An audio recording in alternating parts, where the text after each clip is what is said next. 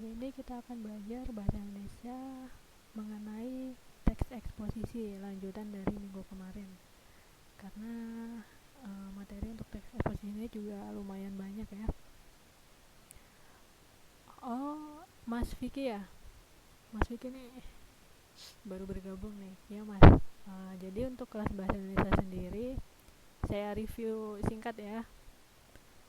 Kita udah ini pertemuan keempat. Untuk minggu sebelumnya kita udah belajar tentang jenis-jenis teks, tentang kalimat.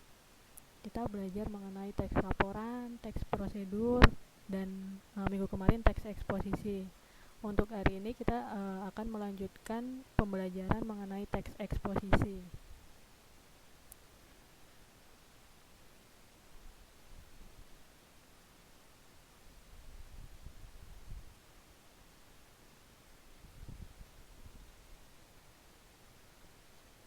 Nah, ini ya sekedar mengingatkan apa sih teks eksposisi itu. Ini kemarin juga sudah saya jelaskan, tapi mau saya review sedikit ya. Teks eksposisi itu sebuah paragraf atau karangan yang terkandung sejumlah informasi dan pengetahuan yang disajikan secara singkat, padat, dan akurat. Dan ini ada beberapa ciri-ciri teks eksposisi, dan yang paling penting itu struktur teks eksposisi.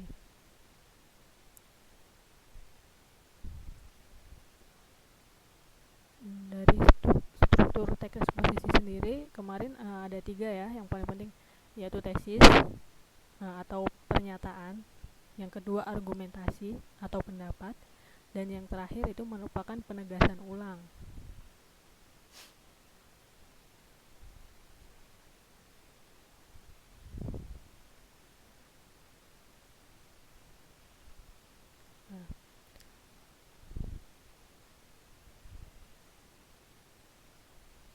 Nah, untuk minggu kemarin kita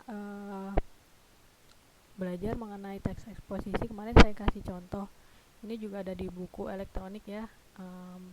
Mbaknya juga bisa baca. Tapi ini kemarin sempat kita bahas sedikit tentang artikel ini.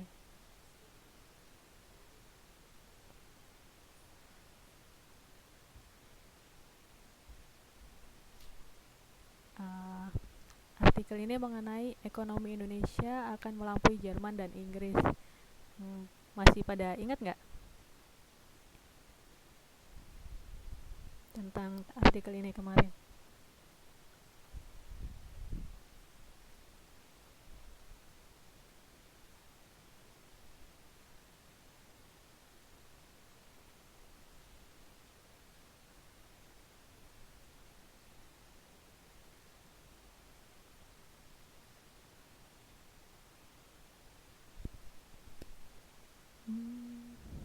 Halo, nggak ada respon nih.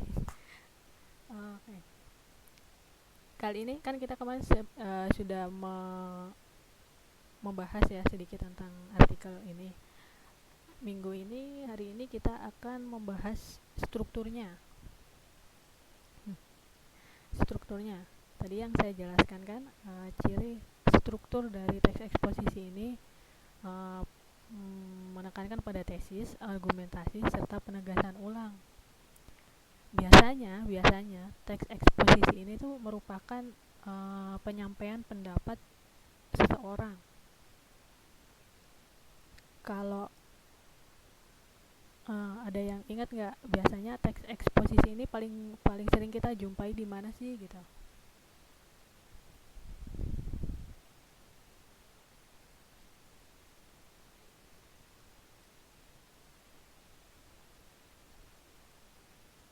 Oh iya, aduh siapa lagi nih pakai akun bahasa Indonesia?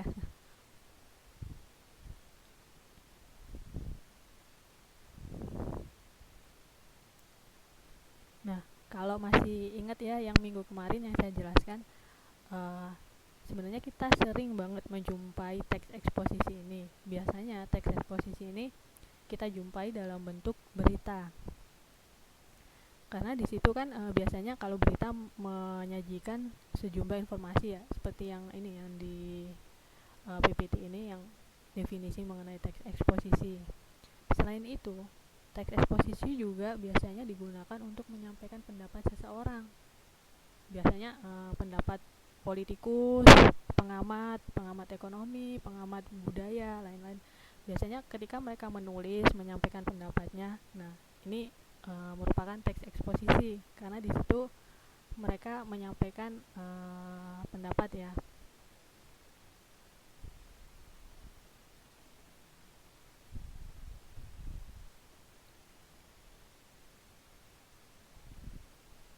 Nah, kita akan membahas tentang strukturnya ya, biar lebih jelas, biar lebih paham mengenai teks eksposisi. Yang pertama itu mengenai apa tadi? Tesis atau pernyataan. Ada yang ditanyakan nggak mengenai tesis, apa sih tesis, apa sih pernyataan itu? Kemarin juga sempat udah saya jelaskan nih, apa tesis, apa pernyataan. Nah, tesis atau pernyataan ini biasanya merupakan suatu topik yang mau disampaikan atau suatu informasi utama yang ingin disampaikan. Bisa jadi tesis ini merupakan pendapat pribadi seorang penulis yang membuat artikelnya atau sebuah informasi. Biasanya kalau di berita itu informasi utamanya apa itu merupakan pernyataan atau tesisnya. Nah, kalau di dalam artikel, di mana sih kita bisa menemukan tesis atau pernyataan ini? Nah, sekarang kita cari nih di sini. Kira-kira deh, ada yang tahu nggak sih? Biasanya ini kan di artikel ini ada berapa paragraf ya? Wah.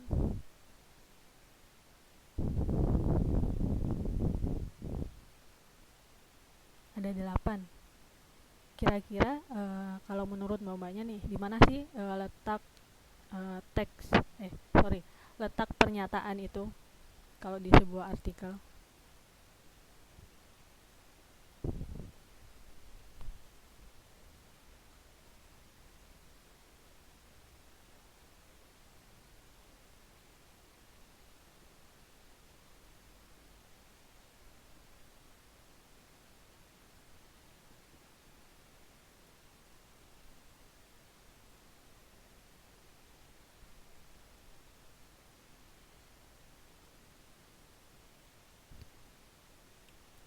Halo, mbaknya nggak tidur kan, nggak capek kan, atau pada sibuk nih?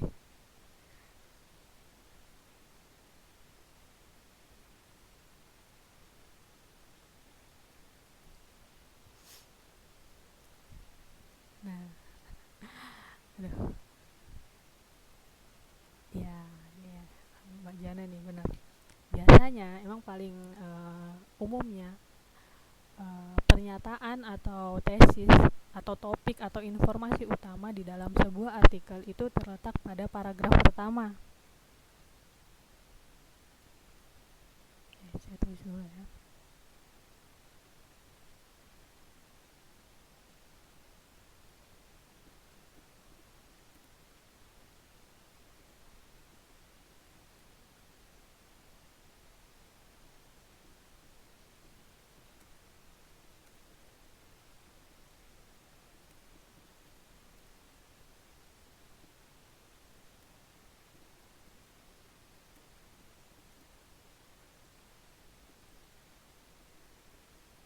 Nah, ini. Jadi ya, pernyataan itu sama dengan pembukaan ya. Ya. Jadi umumnya pernyataan itu biasanya terletak di awal paragraf pertama di sebuah artikel. Kenapa seperti itu? Jadi ketika kita membaca sebuah artikel, kita sudah tahu, oh artikel ini tuh sebenarnya membahas tentang apa sih, intinya, poin utamanya apa sih. Nah, seperti itu ya. Nah, berhubung ini merupakan teks eksposisi, seperti yang saya bilang tadi, bisa merupakan sebuah informasi ataupun pendapat. Ketika kita, misal nih kalau pendapat kita, jadi kita mengungkapkan pendapat kita ini di awal ya, di awal paragraf. Nah, kita cari nih di sini. Ini mbaknya, masnya, ada masnya nih ya satu. Bisa baca ya yang di PPT saya? Atau ada yang nggak bisa baca nggak?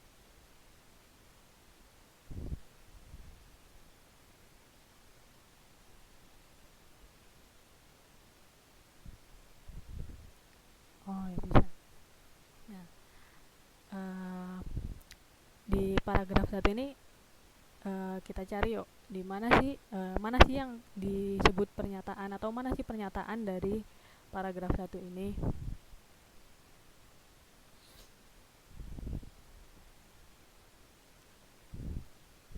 Ada yang bisa bantu saya nggak? Mana sih yang merupakan pernyataannya? Inti dari artikel ini di dalam paragraf 1 ini yang mana sih? Kalimat pertama kah? Atau kedua? Atau ketiga? Ini ada 3 kalimat ya di sini ya.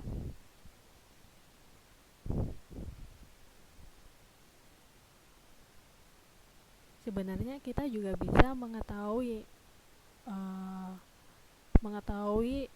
pernyataan utama itu dari judulnya. Biasanya ini saling berhubungan antara judul dengan topik utama.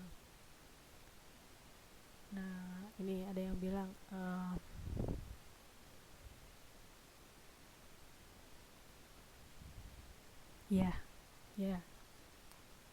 pada udah pintar nih, pada kebanyakan udah jawab kalimat ketiga ya. Iya. Jadi di sini pernyataannya adalah bahwa ekonomi Indonesia akan melampaui Jerman dan Inggris pada tahun 2030. Nah, iya nih, udah pada pintar semua. Itu merupakan pernyataan. Saya blok ya.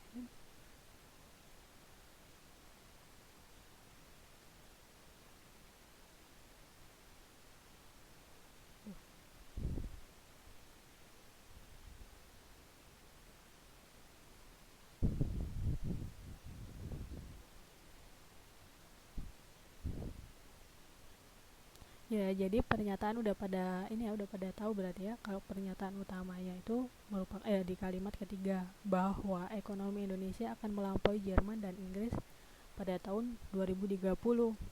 Nah, ini bisa saya katakan kalau ini tuh merupakan pendapat penulis. Setuju nggak?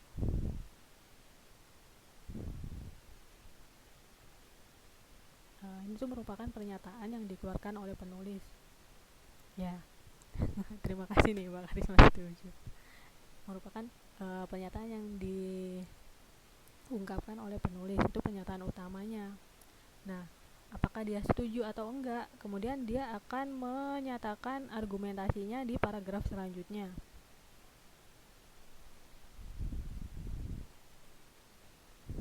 Jadi ini ya, struktur teks eksposisi yang pertama itu tesis atau pernyataan umum. Kemudian kita cari nih argumentasinya, kira-kira ini si penulisnya setuju nggak sih dengan pernyataannya yang bahwa ekonomi Indonesia akan melampaui Jerman dan Inggris. Kita cari di paragraf kedua. Nah, di mana nih argumentasinya nih? Argumentasi itu setuju atau nggak setuju ya, paling gampang ya.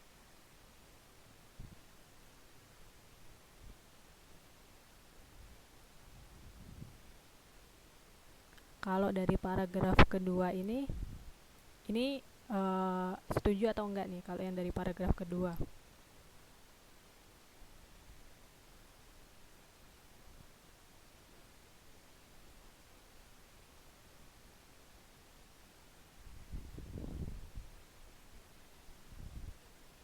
Nah, kalau dari paragraf kedua ini si penulis menyatakan argumentasi setuju dengan pernyataannya.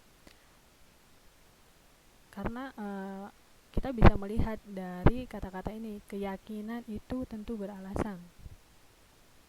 Nah, berarti kan dia meyakini akan pernyataannya ya, yang bahwa ekonomi Indonesia akan melampaui Jerman. Iya, ini akan nanti ini sedikit saya review sebentar ya.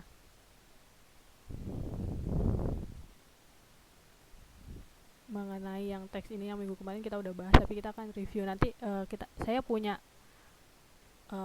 artikel lain yang di situ tidak hanya membahas mengenai dia setuju, tapi dia ada 2 argumentasi. Kalau di artikel yang ini yang kemarin saya bahas, itu kan si penulis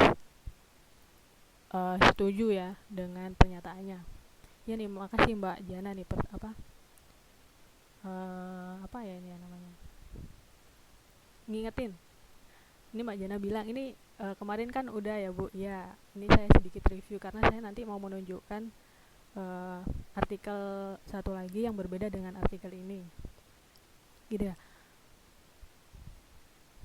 Berarti bapaknya udah masih ingat ya, masih ingat tentang yang kemarin ya.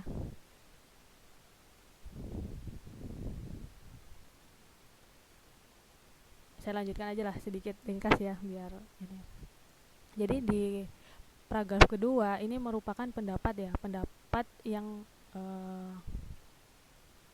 menyetujui tentang pernyataan tersebut, karena di sini ada kata keyakinan itu tentu beralasan. Kemudian si penulis juga memberikan data ya untuk menguatkan pendapatnya. Nah, datanya ini mana? Ini dia ngambil angka ini adalah angka terbesar. Dia membandingkan dengan Cina dan India.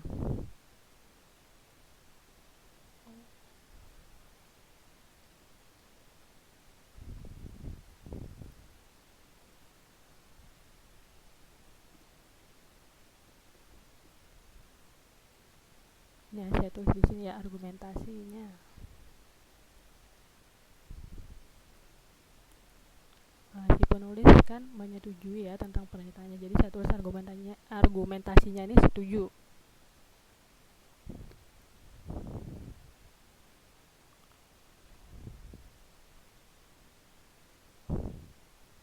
Kemudian saya lanjut di paragraf ketiga ya. Nah, di sini kalau masih ingat di paragraf ketiga sampai ketiga, 4, 5, 6, 7 ini merupakan argumentasi. Jadi argumentasinya ada berapa ya? Di paragraf kedua 3, 4, 5, 6, 7 ada 6.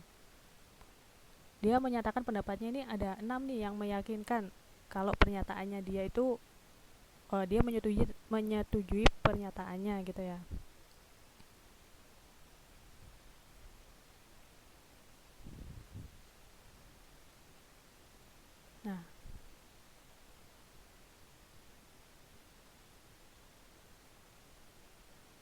Nah, di paragraf ketiga dia menyatakan pendapatnya lagi nih. Pendapatnya ini ada di kalimat pertama. Nah, dia menyatakan pendapatnya bahwasanya Indonesia saat ini sedang berada pada laju transformasi yang pesat menuju ke arah tersebut, menuju ke arah yang bahwasanya ekonomi Indonesia ini akan melampaui Jerman dan Inggris ya. Nah, ini kan pendapatnya si penulis. Mbak-mbaknya atau saya pun bisa jadi nggak setuju ya. Nah, ini berarti kan penulis ini setuju dengan pernyataan awalnya dia. Kemudian di paragraf keempat kita cari nih mana sih yang merupakan pendapat.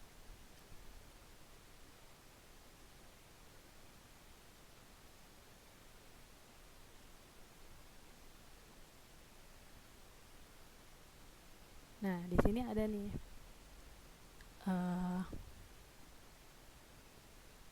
di paragraf keempat yang merupakan pendapat nih yang mana nih?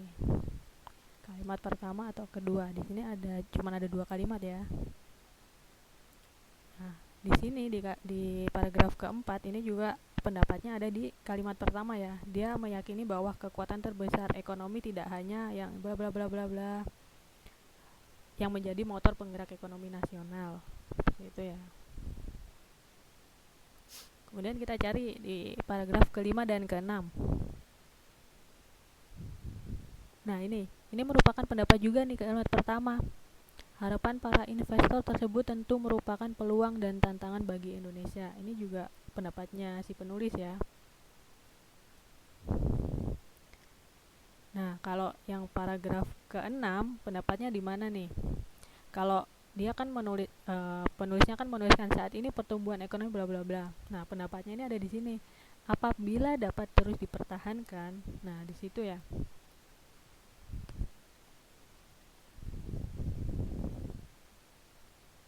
Terus yang di paragraf ke-7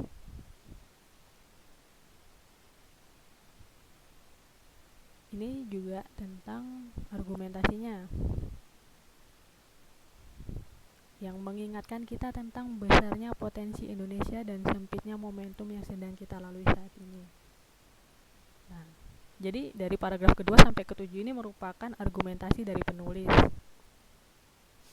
Nah, kemudian yang terakhir dari struktur teks eksposisi ini merupakan penegasan ulang. Nah, apa sih penegasan ulang ini? Nah, penegasan ulang ini merupakan suatu pernyataan yang menjelaskan tentang pernyataan awal. Seperti ini, di paragraf ke-8 ini apa sih penegasan ulangnya?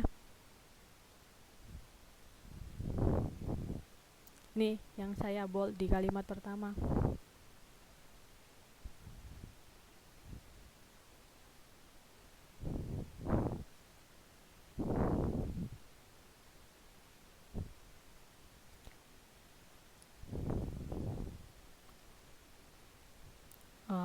Ada pertanyaan nih Mbak Jana. Maksudnya kalimat penjelasan ini kan yang dimaksud Mbak Jana ini kalimat penjelasan mengenai argumentasinya. Nah, kalau Mbak Jana tanya itu, jadi gini. Dari paragraf 2 dan ke-7 itu kan terdiri dari lebih dari satu kalimat. Kenapa? Biasanya dia menyatakan pendapatnya, kemudian dia memberikan penjelasannya. Contohnya di paragraf kedua bisa kita lihat ya. Argumentasi penulisnya itu menyatakan keyakinan itu tentu beralasan. Nah, kemudian kalimat penjelasnya yang mana? Nah, ini di kalimat selanjutnya. Kenapa kok keyakinan itu beralasan? Nah, ini kalimat Indonesia diperkirakan memiliki 90 juta orang kaya bla bla, orang yang berada bla bla bla sampai terakhir. Nah, kenapa sih itu kok bisa disebut kalimat penjelasannya? Karena dia bisa menjawab kenapa dia itu yakin dengan alasannya. Kan argumentasinya si penulis mengatakan keyakinan itu tentu beralasan. Kenapa? Nah, kenapa? Jawabannya itu karena Indonesia diperkirakan memiliki sekitar bla bla bla bla sampai titik. Itu merupakan kalimat penjelasannya dari argumentasinya. Di paragraf kedua ini penjelasan dari argumentasinya si penulis mengikut sertakan data. Dia juga membandingkan antara Indonesia dengan Cina dan India. Jadi gitu ya. Gimana Mbak Jana? Udah jelas apa masih ditanyakan?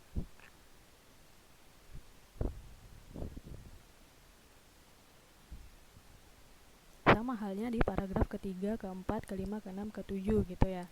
Jadi kayak nih kalau Mbak Jana saya tanya ya, ini paling gampang. Apa ya paling gampang topiknya? Oh ini, misalnya saya punya pernyataan. Setuju nggak sih kalau BBM di Indonesia dinaikkan? BBM bahan bakar minyak ya, bukan BBM messenger ya. Setuju nggak sih kalau harga bahan bakar minyak di Indonesia itu dinaikkan gitu ya? Misal nih Mbak Jana setuju, saya setuju Bu, titik, saya setuju. Itu kan merupakan argumentasinya. Kemudian Mbak Jana, kemudian saya tanya, kenapa kok setuju? Nah, kemudian Mbak Jana kan jelas menjelaskan, karena itu nantinya akan memberatkan masyarakat kecil, bahan kebutuhan semakin naik. Terus kemudian Mbak Jana menjelaskan kenapa. Nah, seperti itu. Jadi argumentasinya setuju, kemudian ada penjelasannya.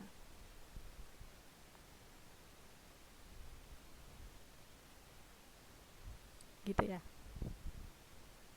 Atau dari yang lain ada yang ditanyakan?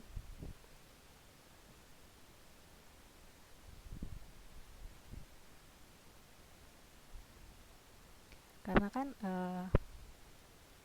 paling gampang nih, misal kalau kita ngobrol sama teman gitu tentang apa ya, biasanya ngobrolnya tentang apa nih? Intinya pokoknya kita setuju atau enggak, pasti kan kita juga ngungkapin kenapa sih kok setuju, kenapa sih kok enggak. Nah, itu tuh yang dinamakan kalimat penjelasannya, kenapanya setuju dan kenapanya enggak. Nah, biasanya untuk memperkuat pendapat kita biar bisa diterima nih ya, kita nggak boleh asal jawab karena saya suka, karena saya nggak suka. Jangan, kalau bisa jangan kayak gitu. Tapi karena kita sudah belajar, kita tahu gimana sih cara untuk memperkuat pendapat kita. Biasanya kita bolehlah ngasih data. Contohnya nih, tadi ya topiknya misal setuju nggak tentang bahan bakar minyak di Indonesia dinaikkan. Terus saya setuju. Kenapa? Karena kemarin saya baca di berita bahwasanya jumlah rakyat miskin itu segini-segini. Nah, ketika nanti dinaikkan, ada data yang menyatakan bahwa jumlah rakyat miskin itu makin meningkat. Nah, itu kalau udah kayak gitu kan, saya mau mau mau apa ya namanya? Mau menyangkal juga harus cari data juga kan. Jadi kan pendapatnya itu jadi kuat gitu.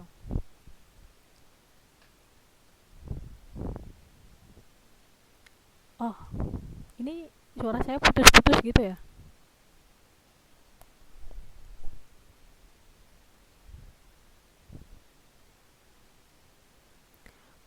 Saya lanjutkan ya. Jadi kita tadi sudah membahas tentang pernyataan di pernyataan yang berada di paragraf pertama, kemudian disertai dengan argumentasi, entah itu setuju, entah atau tidak setuju, dan kemudian di setiap argumentasi itu tentunya ada penjelasannya. Nah, dan yang terakhir itu kalimat penegasan ulang mengenai pernyataan awalnya.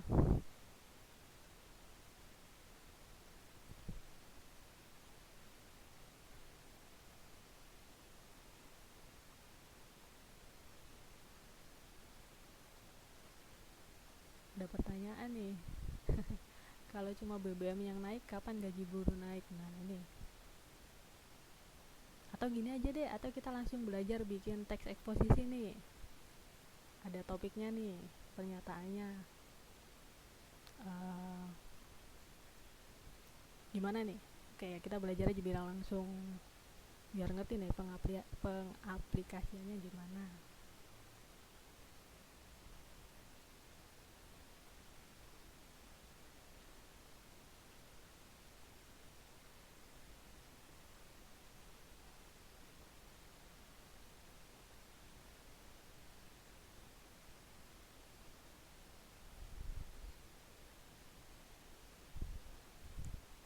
Oke, saya kasih pernyataan ya.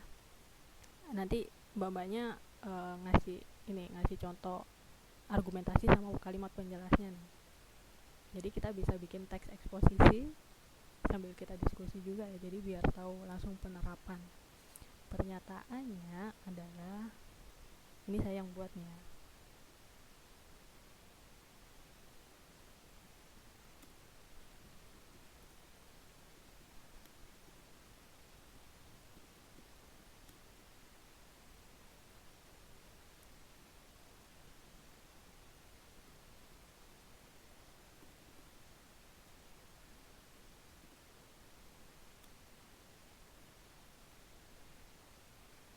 Iya, saya lagi nulis. Ini nih saya bikin pernyataan. Kenaikan bahan bakar minyak menyebabkan apa ya? Menyebabkan apa ya? Oh, gini, menyebabkan kenaikan harga minyak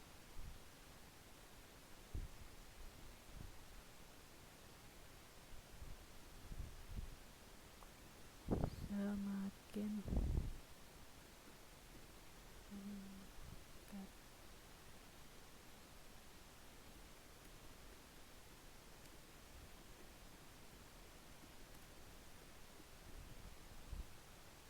Titik. Nah, ini saya kasih pernyataan ya kayak gini. Kenaikan harga bahan bakar minyak semakin meningkatkan beban rakyat kecil.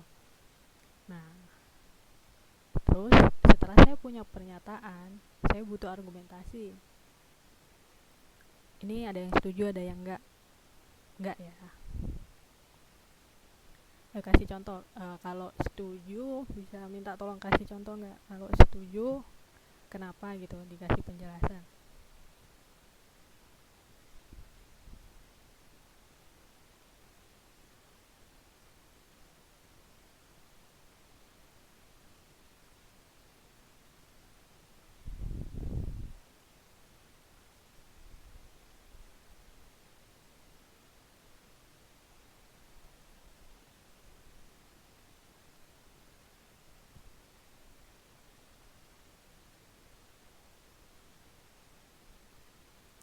Ya ini Mbak Naisa, kan ini pernyataan saya bilang tadi, ini bisa setuju bisa enggak. Kalau dari pernyataan saya ini saya ulangi lagi ya. Kenaikan harga bahan bakar minyak semakin meningkatkan beban rakyat kecil. Jadi bebannya semakin bertambah dengan kenaikan harga minyak, itu maksud saya. Ini Mbak Ratna setuju. Kenapa nih Mbak?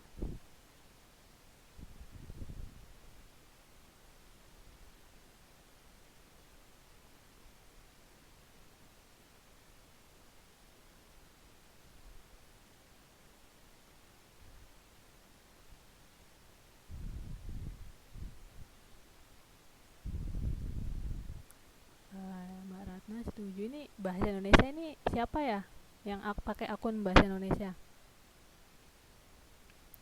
Minta tolong dikasih penjelasannya kenapa ini Mbak Ratna. Karena barang-barang ikut naik. Saya tulis ya Mbak, argumentasi satu.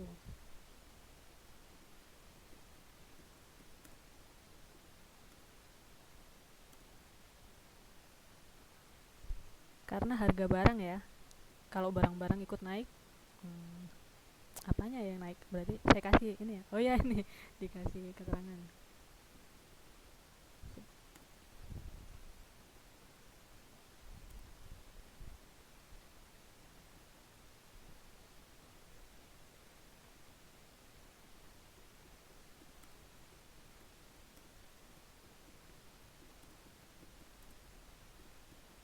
Kayak gini ya. Ini Mbak Jana.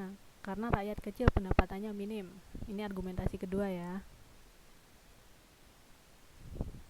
Nanti saya minta 4 argumentasi aja deh. Jadi kurang 2 lagi nih.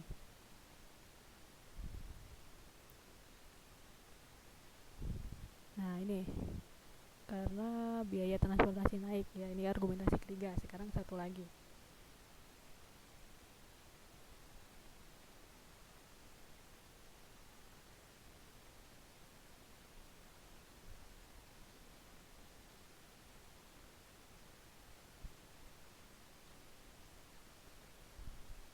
Saya tulis ini ya. Argumentasi kedua, karena pendapatan rakyat yang minim. Terus ada lagi tadi yang ngasih argumentasi ketiga, karena biaya transportasi naik ya.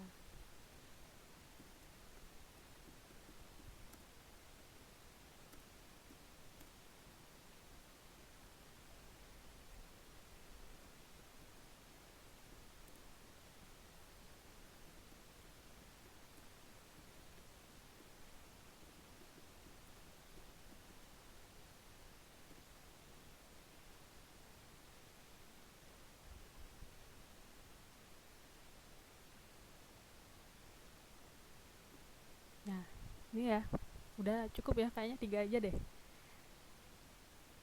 Jadi pernyataan pertama itu, kenaikan harga bahan bakar minyak semakin meningkatkan beban rakyat kecil. Terus karena di sini hampir semuanya pada setuju ya, jadi tadi saya cuma minta 3 argumentasi. Pertama itu karena harga berbagai macam barang ikut naik. Kedua, karena pendapatan rakyat yang minim. Ketiga, karena biaya transportasi naik. Nah, kalau kayak gini kan kita baru punya 1, 2, 3, 4 kalimat. Nah, gimana nih kalau biar bisa menjadi sebuah artikel kayak yang artikel sebelumnya ya, yang tadi ada 8 paragraf. Kita bisa bikin kalimat penjelasan. Dari pernyataan saya bisa menjabarkan lagi penjelasannya.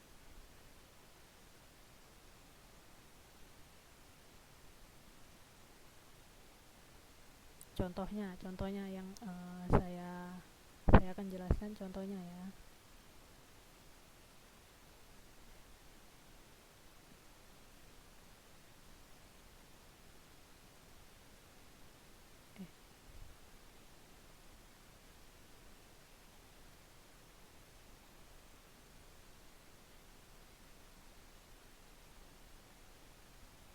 Kenaikan harga bahan bakar minyak semakin meningkatkan beban rakyat kecil.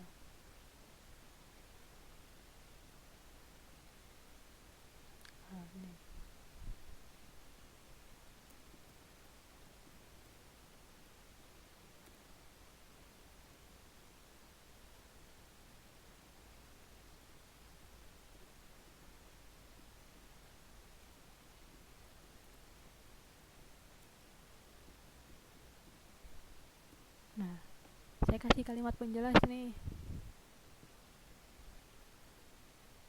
dari pernyataan saya tadi.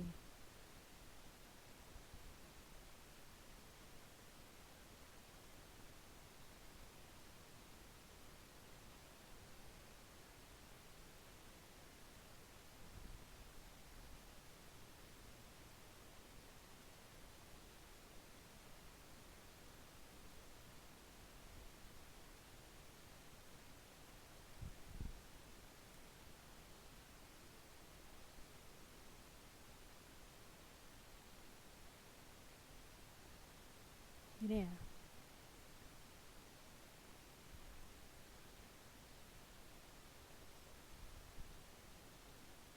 Nah, jadi pernyataan saya tadi sudah bisa membentuk sebuah paragraf. Saya tambahin lagi nih dengan data-data. Misal saya baca di koran, dapat data tahun kemarin tahun 2013 itu jumlah pengangguran berapa ratus ribu orang. Terus kemudian tahun 2015 ini berapa ribu orang. Nah, di situ juga bisa saya tambahkan untuk di paragraf pertama yang mengenai pernyataan saya tadi. Bahwasanya kenaikan harga bahan bakar minyak semakin meningkatkan beban rakyat kecil. Hal ini bisa dilihat dari angka pengangguran yang semakin meningkat. Nah, kalau saya kalau mau lebih lengkap, saya kasih datanya. Saya ngambil dari berita di koran, di internet, jumlah pengangguran tahun ini, tahun kemarin dan tahun sekarang dibandingkan. Gitu ya. Terus kemudian kita bikin paragraf keduanya, paragraf argumentasinya. Kita kan tadi punya 3 argumentasi.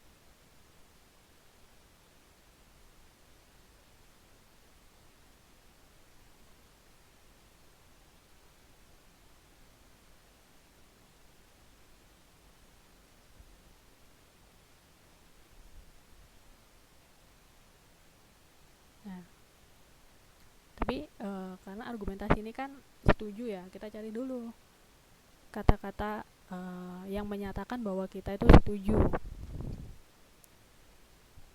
Kalau contoh di paragraf ini kan, nah keyakinan itu keyakinan dari penulisnya. Nah, gimana nih kalau dengan kalimat kita?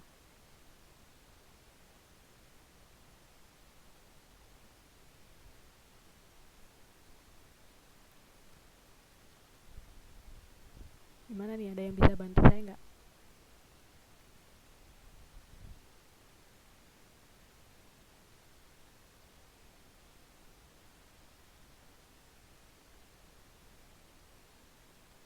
Nah,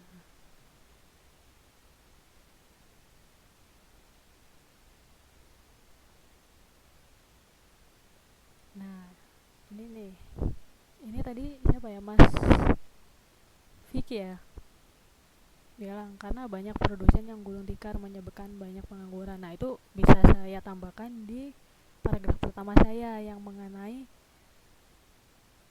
pernyataan tadi ya, karena di kalimat kedua saya menyebutkan tentang pengangguran. Kita bisa tambahin gitu, jadi kita tambahi penjelasannya sampai membentuk sebuah paragraf. Oke, gitu ya. Kemudian kita lanjut nih ke paragraf berikutnya yang mengenai argumentasi. Ini argumentasi pertama, karena harga berbagai macam barang ikut naik.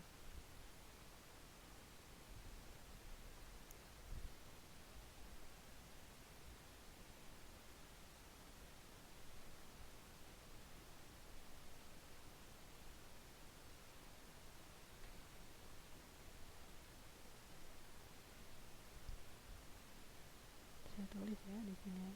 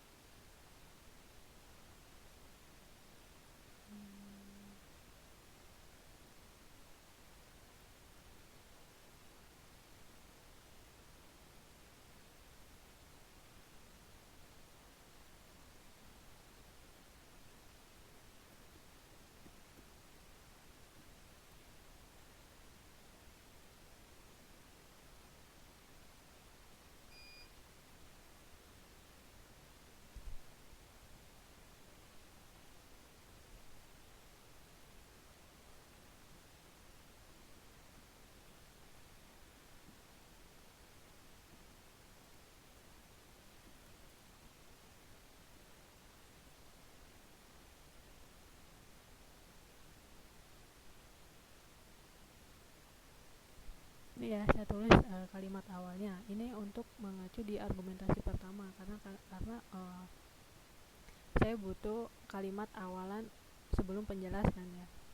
Jadi kalimat awalnya kayak gini, pengeluaran masyarakat semakin membesar, koma. Nah ini baru penjelasannya.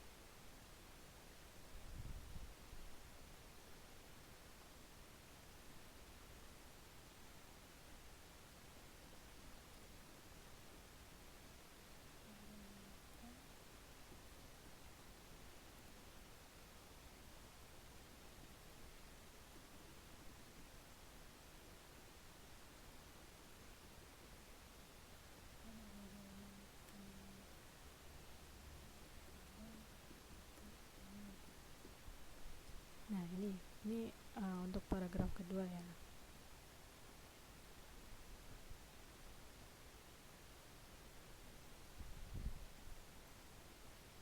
Nah ini pendapatnya Mbak Jana nih, lapangan kerja kurang memadai, ditambah pendidikan yang minim dan kurang terampil, pengangguran di mana-mana.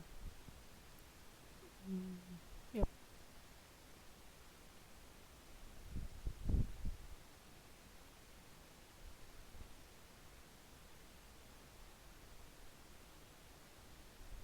Ya, setuju nggak ya, lapangan kerjanya kurang memadai?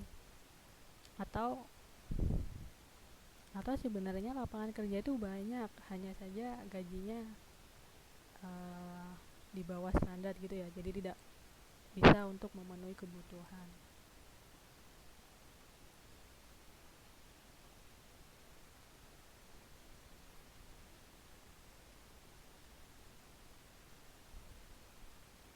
Nah ini kalimat pertama untuk paragraf kedua ya.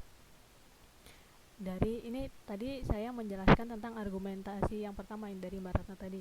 Pengeluaran masyarakat, ini saya tambahi, pengeluaran masyarakat semakin membesar dikarenakan harga berbagai macam barang ikut naik. Nah kita bisa nanti tambahin penjelasannya setelah kalimat ini. Misalnya nih, barang apa sih yang ikut naik? Barang-barang yang merupakan kebutuhan primer itu ikut naik. Itu kan kalau barang kebutuhan primer naik, pasti pengeluaran kita juga naik kan. Ini Mbaknya tahu nggak sih kebutuhan primer itu contohnya apa gitu?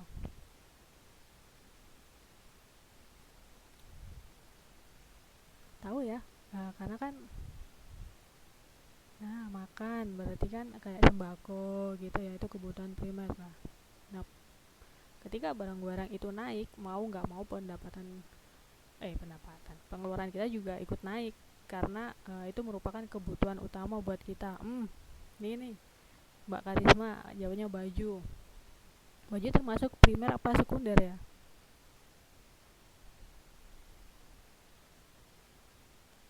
Itu sekunder.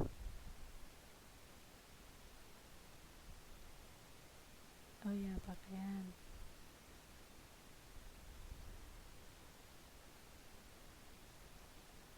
Itu primer atau sekunder ya? Sekunder kayaknya. Karena kebutuhan primer itu kebutuhan yang memang benar-benar kita butuhkan. Kita nggak bisa hidup tanpa kebutuhan primer ya kan. Contohnya makan tadi.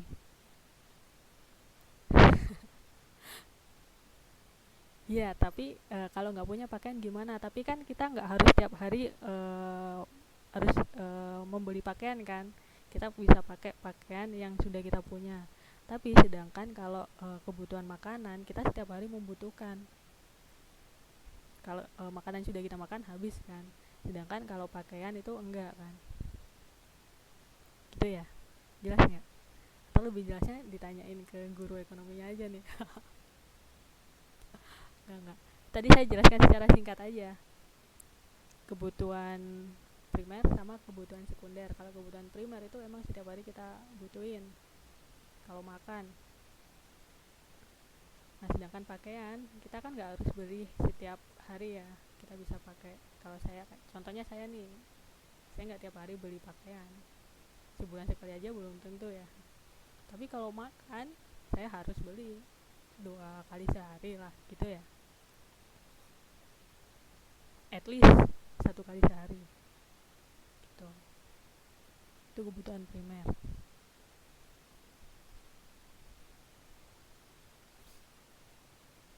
Nah, kita balik lagi ya. Kemudian nah ini kita jadi untuk membuat suatu paragraf kita kasih penjelasan. Nah, untuk memperkuat penjelasan kita bisa ngasih data ya. Data itu bisa diambil, bisa membandingkan. Mana nih? Kalau yang tadi saya contohkan, kita membandingkan misal pengangguran di tahun 2013 itu berapa orang, kemudian pengangguran di tahun 2015 berapa orang. Tuh. Kalau memang semakin meningkat, berarti kan pernyataan kita juga semakin kuat gitu ya. Sama halnya kayak argumentasi kedua dan ketiga, kita kasih penjelasan. Dan yang terakhir itu adalah penegasan ulang. Nah, ini menurut saya yang agak begitu sedikit membingungkan. Kira-kira ada yang bisa ngasih contoh nggak kalimat untuk menegaskan ulang tentang pernyataan saya tadi mengenai kenaikan bahan bakar minyak semakin meningkatkan beban rakyat kecil?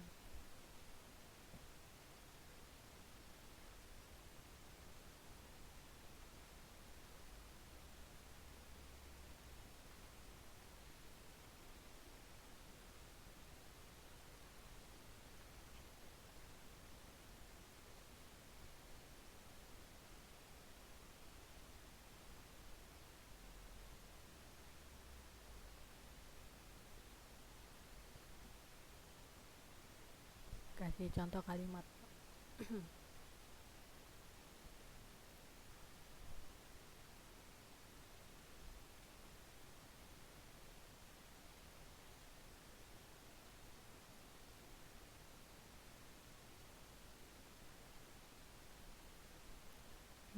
Oh ya, ini saya ulangin lagi ya.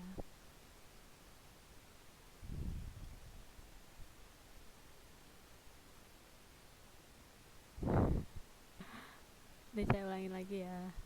Kita kan tadi sudah membuat penjelasan nih dari pernyataan saya.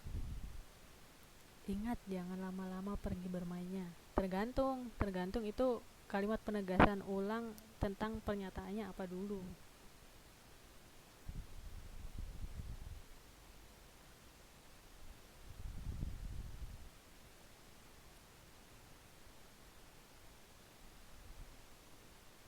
Nah, ini Mbak Jana nih.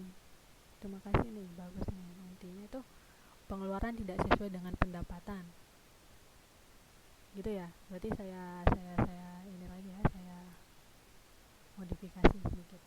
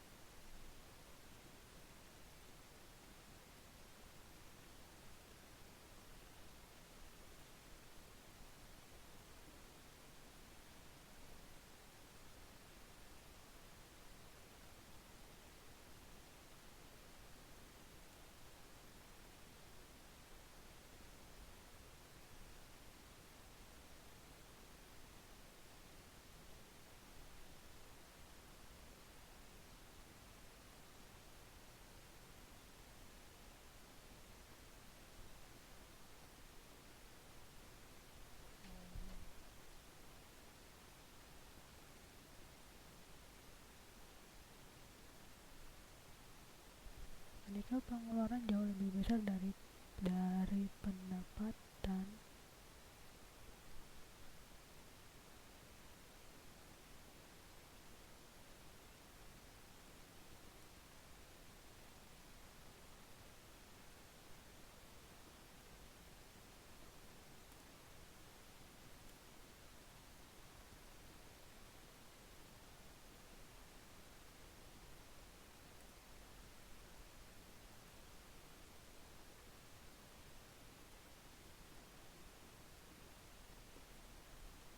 gini ya. Ketika pengeluaran jauh lebih besar dari pendapatan, maka bisa dilihat bahwa beban masyarakat semakin meningkat.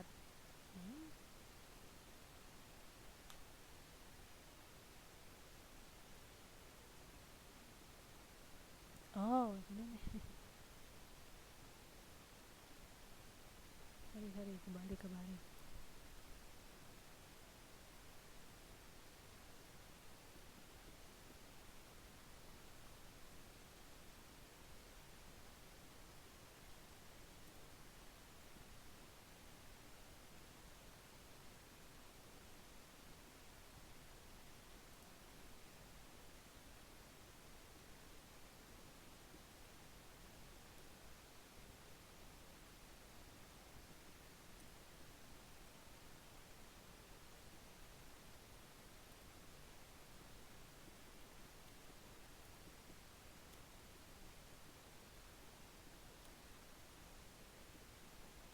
Nah, nih sebenarnya kalimat penegasan ulang ini tuh sama seperti kalimat pernyataan, hanya saja kata-katanya yang dimodifikasi, tapi intinya sama. Nah, di sini saya membuat kayak gini. Meningkatnya beban masyarakat dapat diidentifikasikan melalui besarnya pengeluaran yang tidak sebanding dengan pendapatan. Udah ya? Diidentifikasikan itu kata lain dari uh, terlihat, diidentifikasikan, mengindikasikan, itu ya. Sejauh ini ada yang ditanyakan?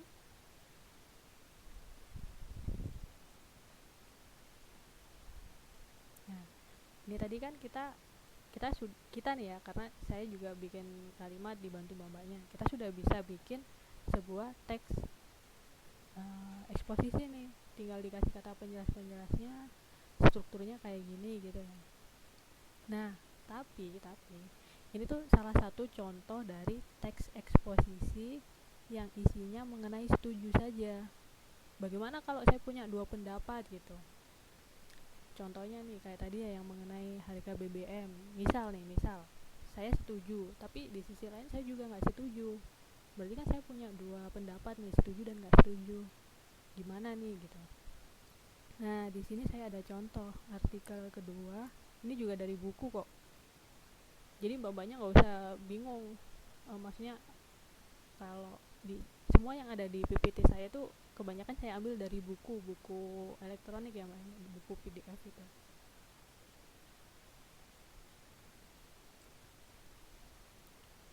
Mana ya?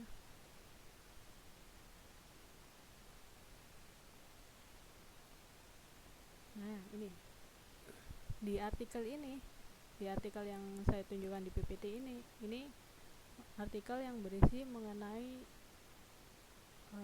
argumentasi yang setuju dan tidak setuju. Kalau yang kita bahas tadi, yang kita bikin contoh kenaikan harga BBM itu kan tadi setuju semua ya. Nah, terus gimana nih kalau kita punya dua argumentasi antara setuju dan nggak setuju? Bukannya kita pelin-pelan ya, enggak, tapi kita setuju karena kita punya penjelasannya apa, kenapa kita nggak setuju karena kita apa-apa. Jadi intinya kita tuh netral sebenarnya, karena kita punya argumentasi setujunya dilihat dari ini, tidak setuju dilihat dari ini gitu ya. Ini contohnya nih. Ini ada berapa?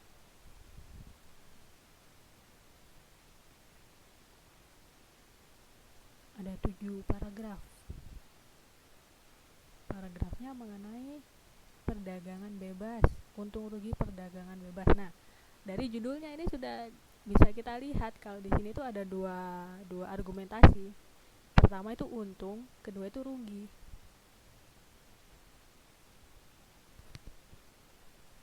Nah, babaknya udah familiar nggak sih dengan kata perdagangan bebas ini? Atau masih belum tahu nih perdagangan bebas itu apa sih gitu? Perdagangan bebas ini biasanya dilakukan antar negara, contohnya kayak Indonesia sama Taiwan, Indonesia sama Malaysia. Nah, kenapa disebut perdagangan bebas? Karena dalam perdagangan bebas ini dibebaskan biaya pajak, biaya masuknya, biaya cukai ya, biasanya yang lebih populer, biaya cukainya tuh bebas. Nah itu kenapa disebut perdagangan bebas.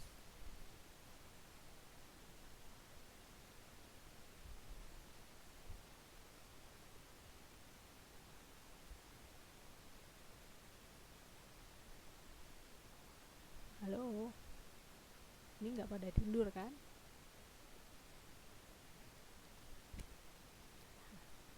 Ya, saya jelasin ya. Ini uh, perdagangan bebas sendiri nggak ada yang ditanyain kan? Udah tahu ya.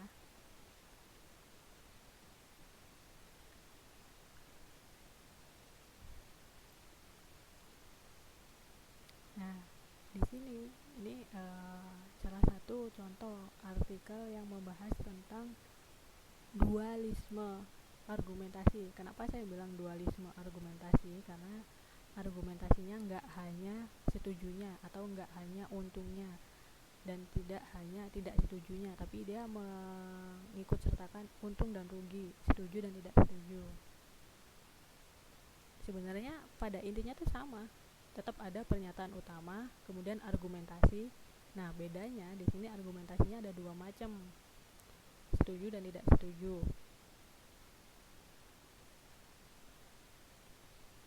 Tuh, tapi tetap kita harus menjelaskan.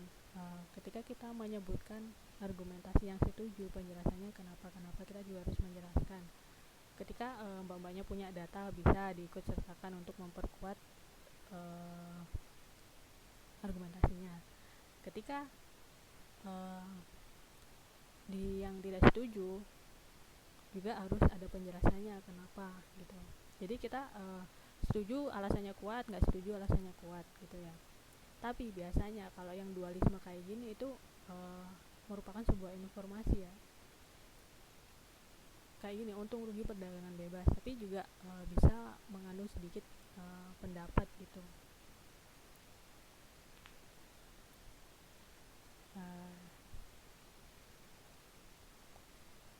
Kita baca ya. Ada yang mau bantuin baca nggak?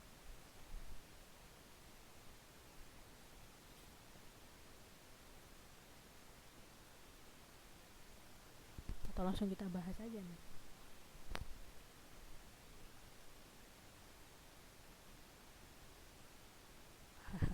Oke, langsung bahas aja.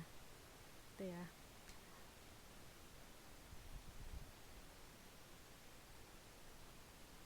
Ada yang tanya, perdagangan online itu termasuk perdagangan bebas nggak?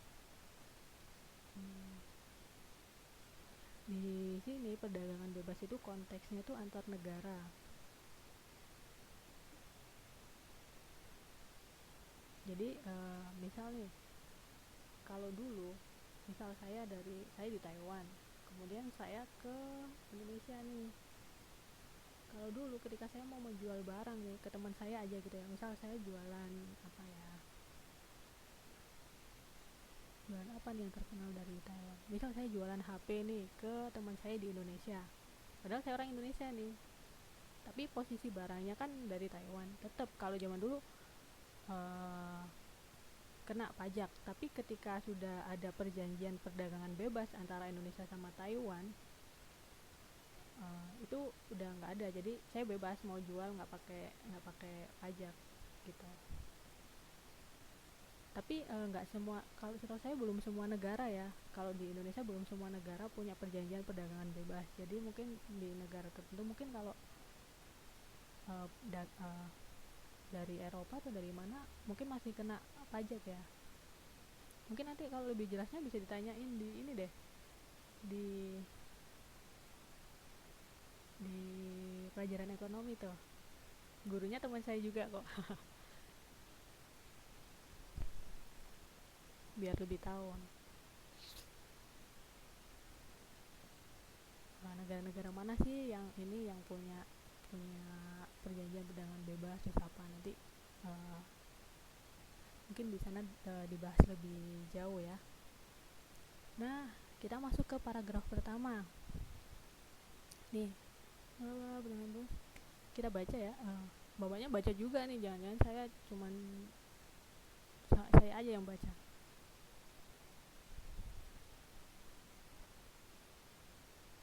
Iya. Oh gitu ya. Kalau saya beli di Taiwan terus saya kirim ke Indonesia juga nggak kena pajak ya sekarang ya. Nah berarti kalau kayak gitu ya perdagangan bebas.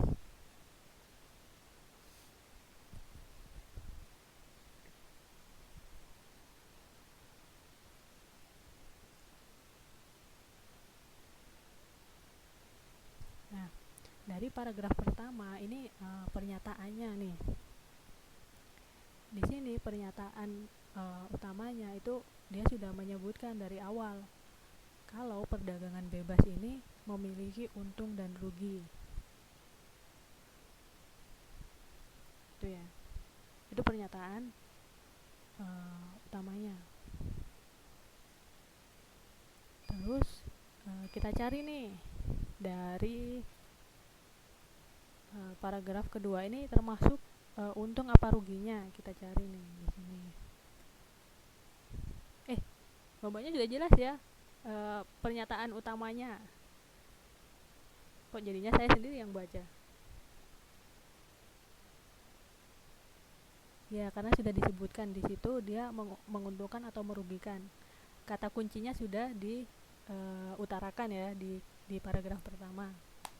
Sekarang paragraf kedua. Paragraf kedua ini termasuk dia menjelaskan tentang untung atau ruginya. Ayo.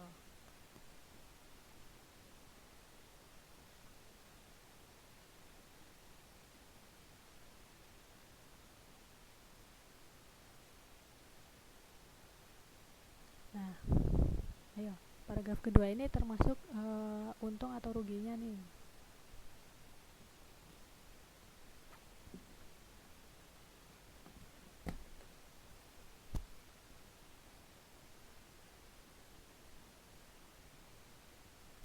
Ya Mbak Jana nih benar. Ini termasuk untungnya ya. Karena apa? Karena di sini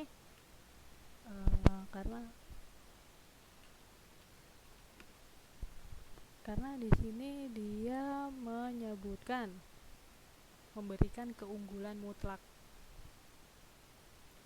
Ya. Karena memberikan keunggulan mutlak. Keunggulan ini kan persamaan dari untung ya.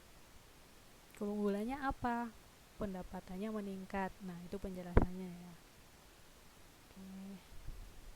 Paragraf ketiga nih, ini termasuk untung atau rugi nih.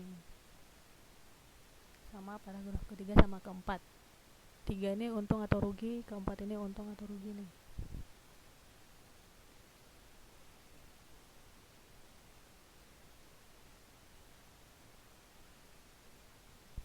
Iya Mbak nih, ini paragraf ketiga untung ya.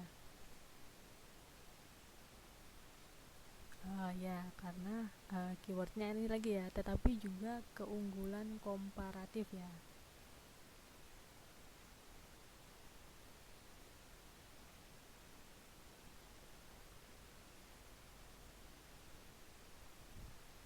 Nah kalau yang keempat, di paragraf ketiga ini dia menyebutkan keunggulan komparatif, kemudian dia memberikan penjelasan sebagai ilustrasi bla bla bla bla bla gitu ya. Dia menyebutkan membandingkan di Inggris, di Portugal gitu ya.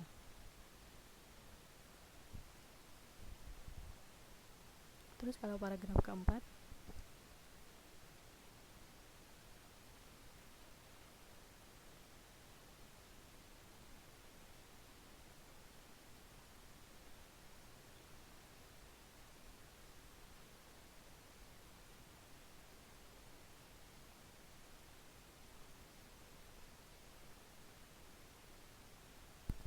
ya untung ya, karena di situ menjelaskan tentang keuntungannya, keuntungan dalam pertukaran, perdagangan internasional, efisiensinya gitu ya.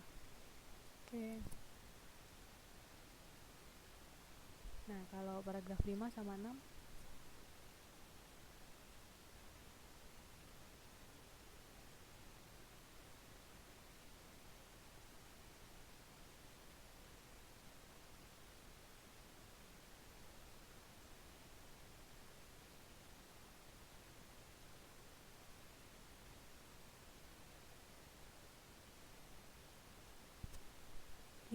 lima untung juga nih 5.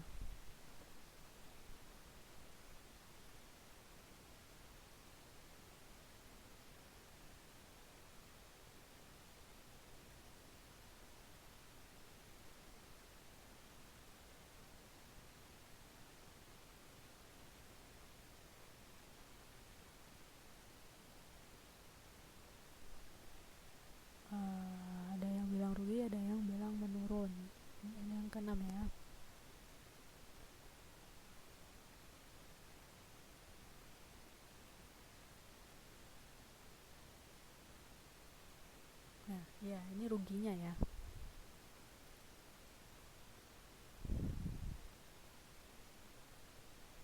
Ya, berarti ini rugi ya, karena dia membandingkan dengan Cina.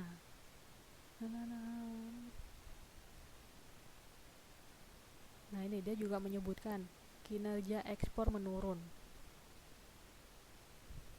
Jelas ya.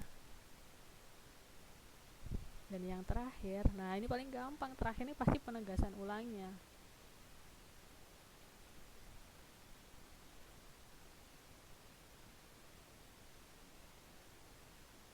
Nah, ini. Jadi di paragraf ke-7 dia menjelaskan tentang untungnya kenapa, ruginya kenapa gitu. Sebenarnya saya ingat nih. Sebenarnya di dalam paragraf yang penegasan ulang itu kita bisa melihat si penulis ini lebih cenderung ke setuju atau enggak setuju. Tadi kan saya di awal sudah bilang sebenarnya kita bisa netral karena kita punya dua argumentasi, setuju atau enggak setuju gitu ya. Ini untung atau rugi. Tapi di penegasan ulang ini kita bisa membaca sebenarnya pendapatnya si penulis ini lebih ke arah setuju atau ke arah tidak setuju ya gitu. Yap, nih makarisme bener nih. Dari paragraf terakhir kita bisa melihat bahwasanya si penulis ini setuju dengan perdagangan bebas ini membawa keuntungan. Tapi di kalimat terakhir penulis juga menjelaskan sedikit tentang kerugian.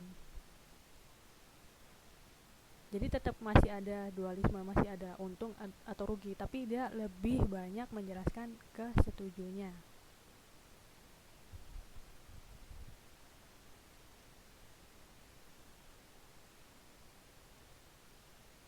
Nah, selain itu sebenarnya yang paling gampang itu karena perbandingan argumentasinya itu si penulis tadi dari paragraf kedua sampai paragraf kelima dia memberikan argumentasi setuju beserta penjelasannya, dan hanya cuman satu paragraf aja yang menyebutkan kalau kerugian perdagangan bebas gitu ya.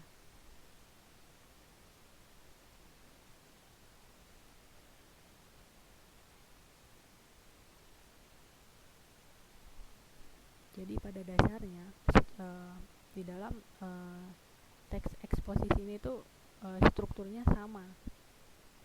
Dia pasti memiliki pernyataan utama atau tesis, argumentasi, entah argumentasinya ini setuju atau enggak setuju, atau bisa keduanya, dan yang terakhir itu penegasan ulang.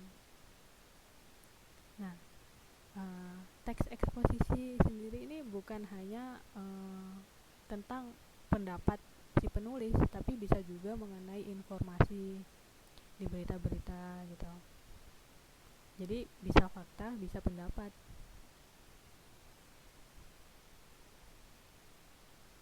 Tuh, ada yang ditanyakan sejauh ini?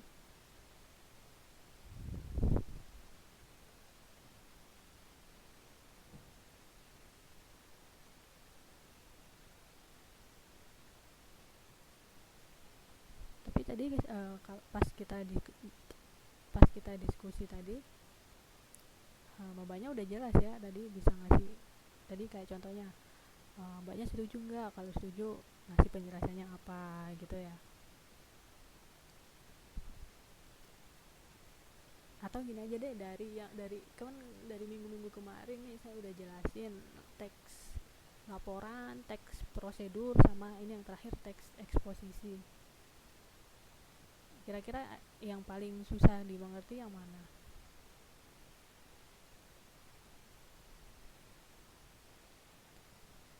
Nanti kalau saya teks prosedur itu susah ya mbak? Atau yang lain nih, apa yang susah, teks mana nih? Nanti minggu depan saya kasih contoh beberapa artikel gitu ya, kita bedain ya, ini termasuk teks laporan, apa teks prosedur, apa teks eksposisi gitu. Terus habis itu kita lanjut deh materi selanjutnya.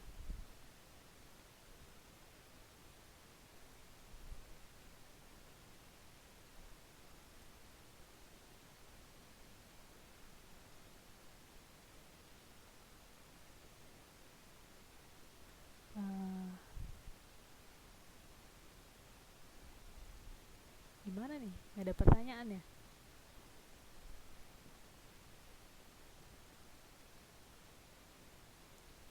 Oh, ini di materi terakhir di pembahasan terakhir di materi ini tuh sebenarnya ada nih berpidato.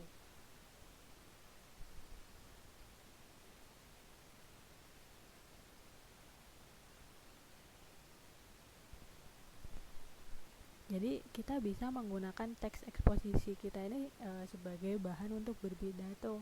Kenapa? Karena kan tadi seperti yang saya bilang, di teks eksposisi ini merupakan apa ya? Penyampaian mengenai pendapat kita.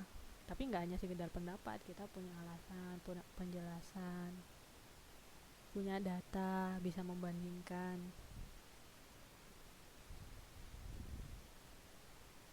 Gitu ya.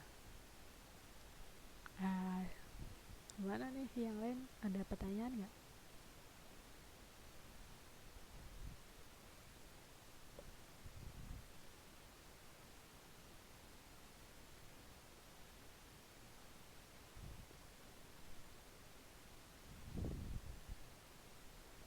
Halo.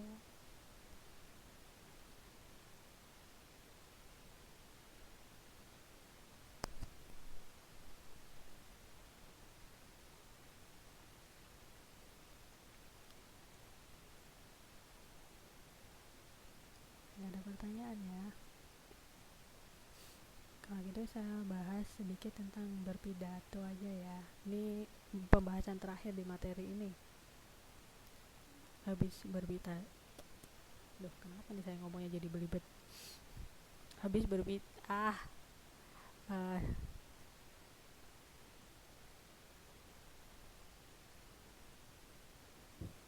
oh ya, lupa satu lagi.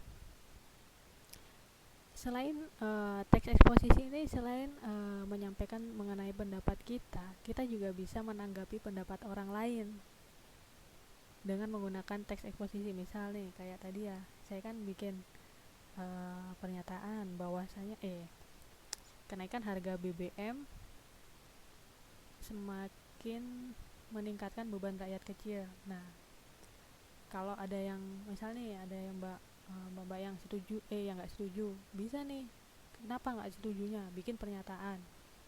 Misal nih, contoh pernyataannya, kenaikan harga BBM tidak sepenuhnya membebankan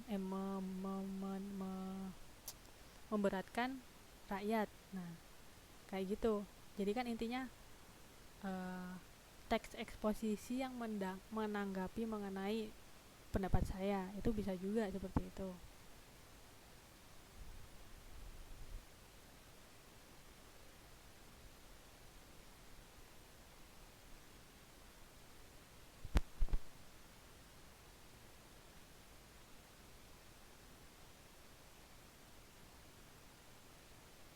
Nah, ada yang tahu nggak sih kenapa sih kok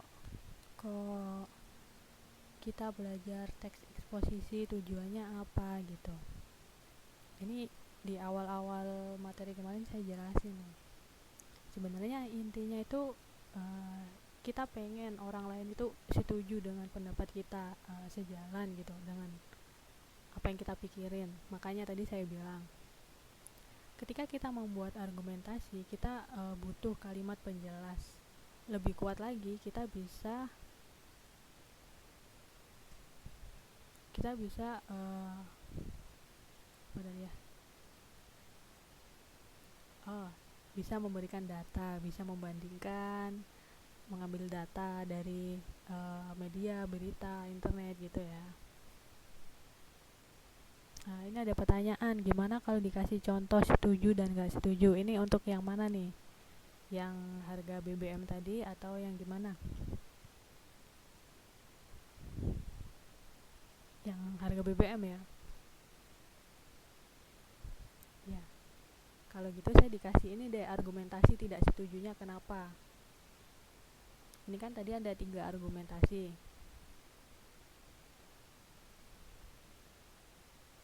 Argumentasinya setuju semua. Nah, sekarang mau dikasih argumentasi tidak setuju. gimana nih contoh argumentasinya? Berarti argumentasi keempat ya, sini saya tulis. Ada yang nggak setuju nggak kalau kenaikan harga BBM ini meningkatkan beban rakyat kecil?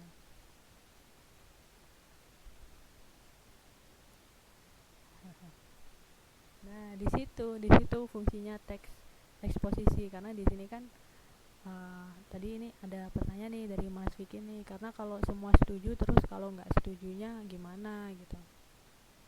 Eh, ini menanggapi kan ya? Nah, ini enggak, ini Mbak Jana ada pertanyaan dari Mbak Mas Vicky, mau dikasih contoh mengenai uh, argumentasi tidak setujunya di di kenaikan harga BBM. Kira-kira ada yang nggak setuju nggak? Jadi nanti kalau ketika saya menambahkan argumentasi tidak setuju, maka penegasan ulang saya itu harus saya ganti juga, karena tadi kan saya menambahkan argumentasi tidak setuju.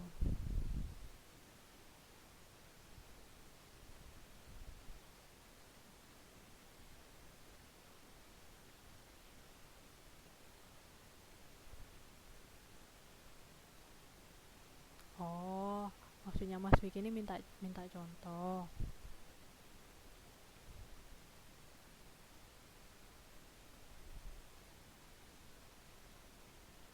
Iya, iya. Nggak apa-apa, nggak apa-apa. Kalau kita kalau kita belajar kan pasti ada yang nggak ngerti, ada yang ngerti. Kita juga saling bantu. Contoh nih, misal kalau saya nggak setuju dengan kenaikan harga BBM. Contoh ya, contoh kalau menurut saya, ketika harga BBM dinaikkan, berarti kan pemerintah ini mengurangi subsidi ya, subsidi ke bahan bakar minyak. Nah, kalau saya di posisi tidak setuju, maka saya akan memberikan pendapat seperti ini. Subsidi untuk bahan bakar minyak bisa dialihkan untuk subsidi kesehatan contohnya, atau untuk subsidi pendidikan. Nah, itu contohnya, Mas.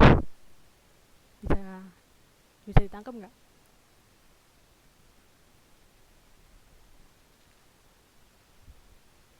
Nah, gitu ya. Tapi tergantung, kalau kita mau bikin teks eksposisi setuju boleh, nggak setuju juga boleh, atau dua-duanya boleh. Ya, sama-sama. Gitu ya. Terus tadi saya juga sempat bilang uh, teks eksposisi juga bisa digunakan untuk berpidato.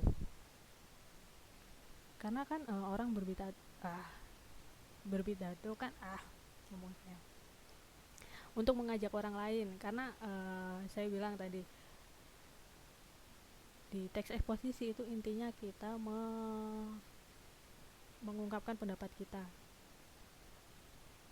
mengajak orang lain, intinya supaya pemikirannya tuh sama dengan kita. Jadi kita ngasih argumentasi, penjelasan, data. Nah, ketika saya punya data yang kuat, maka orang lain tuh akan susah untuk menyangkal. Gitu ya. Setuju nggak?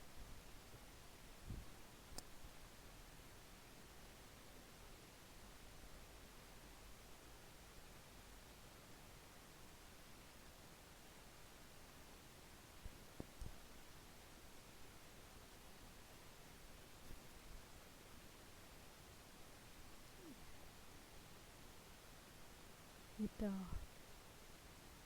Oh, mau diulang ya.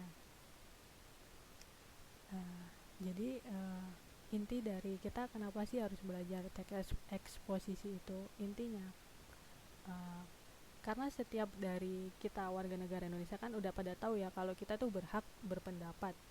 Ketika kita ingin oh ya, minggu kemarin saya tanya, hampir semuanya bapaknya itu pernah merasa terkekang nggak bisa mengeluarkan pendapat. Nah, ini dengan kita belajar prosedur bagaimana sih cara mengeluarkan pendapat yang baik, kita bisa mengeluarkan pendapat kita dan uh, apa ya, bukan bonus, kita bisa mempengaruhi orang. Kayak berpidato tadi itu fungsinya kan, salah satu fungsi dari teks eksposisi. Kenapa? Karena kita tidak hanya mengungkapkan pendapat, tapi ada strukturnya. Kita mengungkapkan pendapat tadi mulai dari pernyataan, terus pendapat kita setuju atau enggak. Kita ngasih penjelasannya, dan lebih kuatnya kita ngasih data. Ketika emang benar-benar ada kayak data penelitian nih, jumlah pengangguran tahun kemarin berapa, sekarang berapa, emang ada data realnya, maka orang lain tuh untuk tidak setuju tuh akan susah. Jadi kita bisa meyakinkan orang lain dengan cara berpendapatnya seperti ini, yang kita bisa menggunakan teks eksposisi ini gitu. Nah, tadi ada pertanyaan Mbak Jana tadi sempat kesulitan ya untuk teks prosedur. Sebenarnya teks prosedur itu gampang. Teks prosedur itu pasti berisi langkah-langkah. Kalau teks eksposisi ini berisi pendapat mengenai yang setuju atau nggak setuju, kalau teks prosedur itu biasanya paling gampang itu dia ada urutan, ada pertama ngapain, kedua, ketiga, keempat. Kalau yang pernah kita bahas kan kayak yang prosedur kena tilang ya. Kalau kita kena tilang itu pertama itu harus ngapain, kedua ngapain, ketiga ngapain. Nah, itu prosedur, langkah-langkah intinya. Seperti itu. Atau yang lain mungkin ada pertanyaan, Bu saya kurang Bu, ini saya kurang paham tentang ini bisa ditanyakan. Mumpung kita masih di sini, nanti kalau kita udah minggu besok kan udah banyak lagi materinya, nanti malah jauh lebih bingung lagi, bingungnya lebih ribet.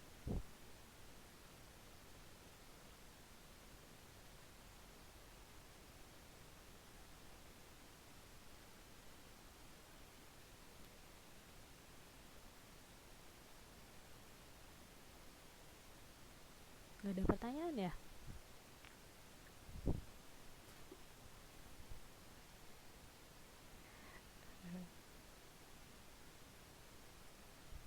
Kata Mbak Jana lanjut aja.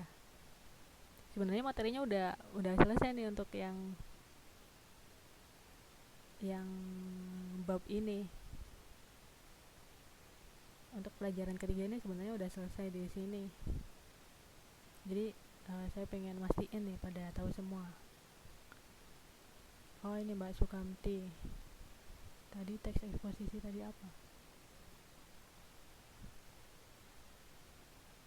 Oh iya Mbak, nggak apa-apa. Nanti juga bisa ini saya share linknya ya, link untuk videonya, jadi bisa belajar gitu. Iya nggak apa-apa Mbak. Atau di luar teks-teks tentang bahasa Indonesia ada yang ditanyakan?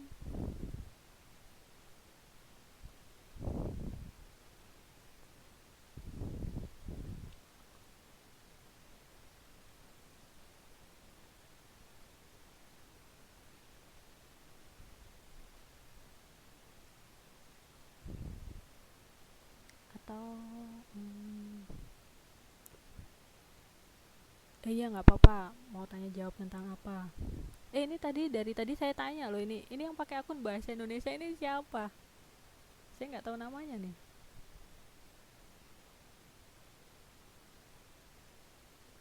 Ini nggak apa-apa, tanya jawab dalam konteks materi kita ya, bahasa Indonesia tentang teks atau kalimat atau apa.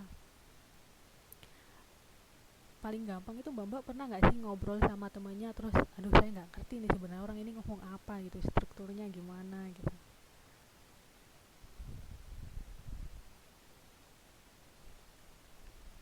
Kalau teks pidato pembawa acara itu termasuk teks apa? Nah, ini berkaitan sama yang ditanyain Mbak Jana. Ini termasuk teks langkah-langkah prosedur, urutan.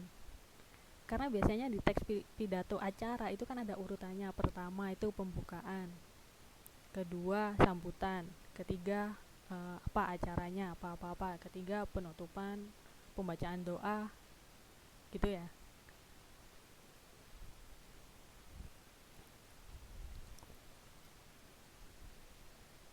Itu sebenarnya bukan teks pidato, kalau pembawa acara itu ya.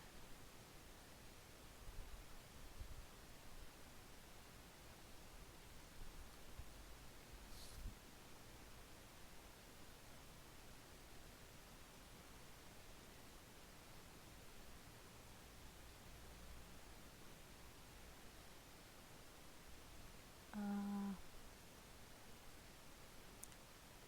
Kalau saya mau tanya nih sebentar nih, nanti berkaitan dengan saya mau ngasih tugas, tapi bukan untuk minggu ini, enggak, bukan. Tapi saya mau tanya dulu, kira-kira mbak-mbaknya ini suka baca nggak sih? Apa suka nulis? Lebih suka baca apa lebih suka nulis?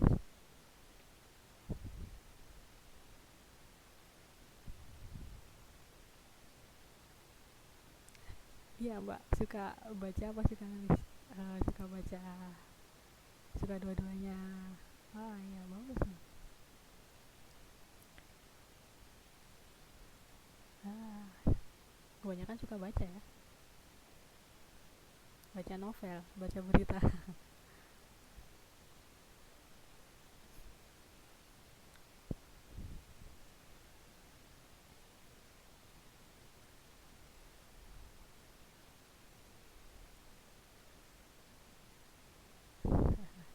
Nah, kan kebanyakan suka baca nih.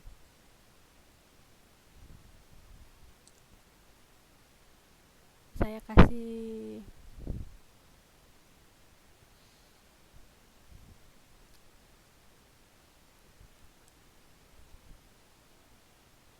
minggu depan aja ya, saya kasih tugasnya ya.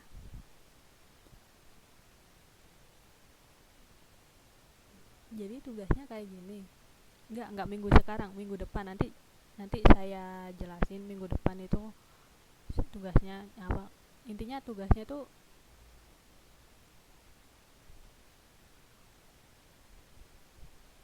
nah ada yang tanya UTS-nya kapan gitu. Nah, kita bahas minggu depan. Ini UTS-nya saya kasih tugas atau gimana gitu ya. Intinya kayak gini. Saya kasih dari awal dulu ya. Jadi nanti mbak-mbaknya itu uh, cari, kan kita sudah belajar mengenai 3 macam teks ya, teks laporan, teks prosedur, sama teks eksposisi. Mbak-mbaknya carilah, kan suka baca, atau kalau mau bikin sendiri juga boleh, bikin sendiri mengenai teks. Salah satu, pilih aja salah satu dari ketiga itu, pilih. Misal saya mau bikin teks prosedur, oke, tentang apa gitu ya, itu boleh bikin sendiri. Atau boleh baca dari artikel lain, tapi saya nggak mau di copy paste aja. Enak banget dong copy paste semua juga bisa. Saya maunya di, apa ya namanya, di jadi mbak-mbaknya kan baca, sudah tahu kan, paham intinya. Saya mau dituliskan lagi nih dengan bahasanya mbaknya sendiri gitu, jadi bukan copy paste ya. Kayak gitu tugasnya. Jadi nggak ditulis manual, bisa diketik. Maksudnya tuh kan, misal kalau mbaknya ini suka nulis, boleh membuat sendiri.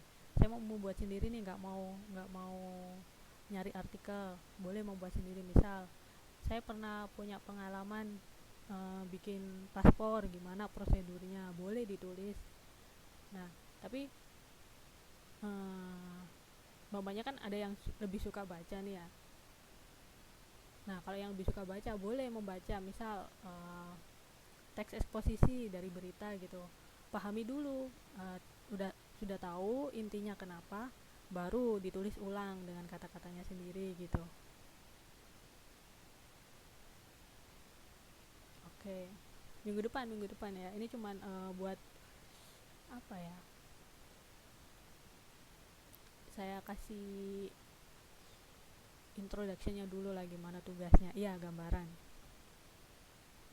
Saya juga nggak mau tugasnya membebankan gitu ya, karena nggak tahu ya, kalau menurut saya sendiri, kalau saya belajar terus merasa terbebankan, susah itu pahamnya. Tapi ketika saya punya tugas, punya kayak belajar tapi ngerasa santai, senang gitu, gampang banget pahamnya gitu. Ya nanti, jadi minggu depan nanti akan saya jelasin tugasnya tuh gimana gimana.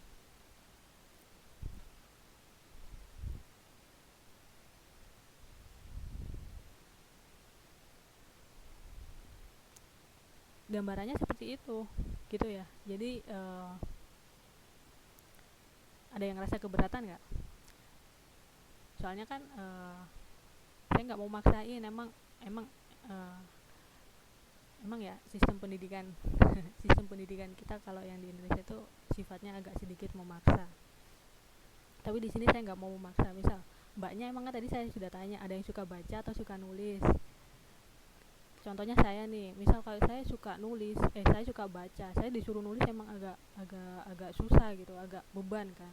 Tapi ketika saya seneng baca atau saya dapat tugas, oke, kamu baca ini, terus nanti dirangkum ya, terus saya mau tahu intisarinya tapi dari kata-kata kamu, nah gitu kan enak. Jadi nggak ada yang ngerasa tertekan gitu intinya.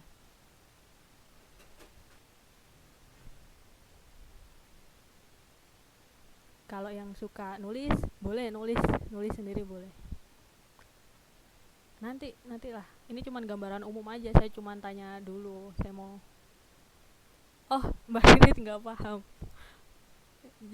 Nanti Mbak minggu depan, tenang ya, ini cuman gambaran aja lah. Intinya saya nggak mau memaksakan. Misal mbaknya suka nulis, nanti saya suruh baca, nggak suka. Ada yang suka baca, nanti saya suruh nulis, nggak suka. Tapi tetap ya kita at least walaupun kita nggak suka baca, kita tetap mencobalah sering-sering baca gitu. Misal kita nggak suka nulis, ada nggak ya yang nggak suka nulis? Saya. Tapi kita bisa belajar lah. Paling gampang itu kita nulis jadwal kita hari ini ngapain. Ketika kita sudah nulis kayak gitu, sudah pinter, nanti kita naik levelnya nulis hari ini saya habis ngapain, kayak diary gitu.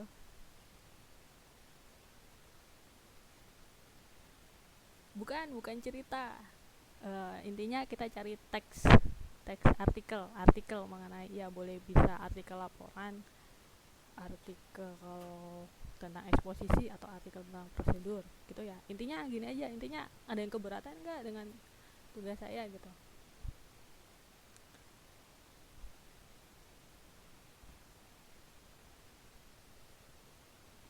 Alhamdulillah.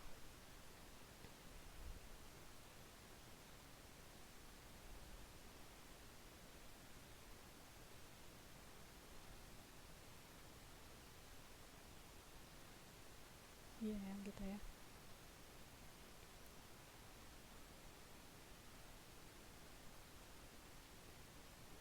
Iya Mbak, artikelnya bisa kayak yang tadi, boleh.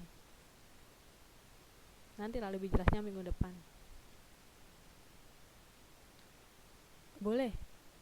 Masalah bisnis, masalah budaya, masalah apapun boleh. Saya nggak membatasi. Nggak, nggak ada batasan tentang topiknya atau apa, nggak ada. Cuman batasannya 3 pilihan ya, teks laporan, teks eksposisi, sama teks prosedur. Bisa milih salah satu gitu. Untuk minggu depan, nanti saya minggu depan. Ini bukan tugas untuk minggu ini, bukan tugas minggu depan. Ini cuman saya kasih gambaran, saya diskusikan dulu gitu.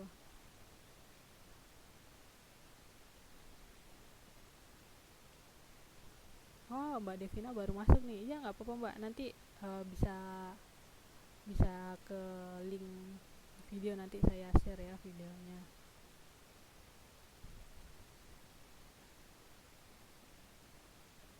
Iya, belum dari kemarin-kemarin belum ada tugas. Jadi minggu depan lah. Jadi minggu depan nanti saya uh, ada materi sedikit sama penjelasan ya gitu ya.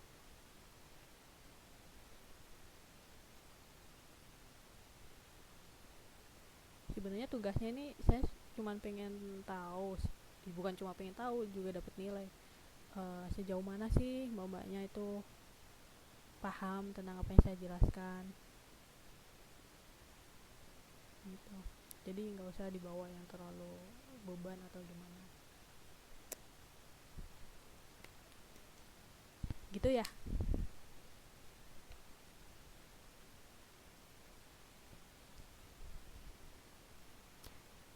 Jadi Jadi karena kita udah selesai materi ini, minggu depan kita uh, belajar tentang pelajaran keempat mengenai kritik dan humor di dalam layanan publik. Ini nih penting juga nih, gimana cara kita mengkritik dan bercanda nih. Tapi minggu depan.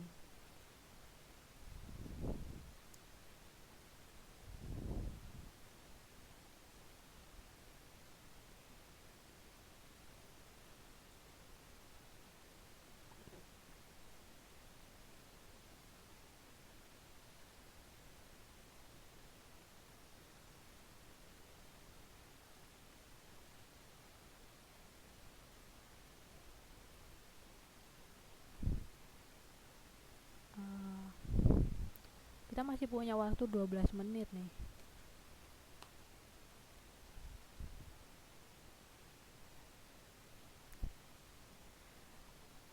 Iya Mbak Didit, nggak apa-apa.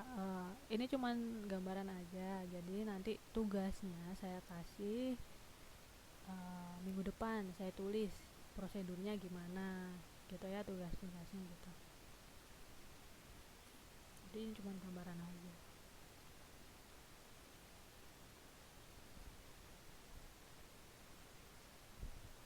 Ada yang tanyain lagi nggak?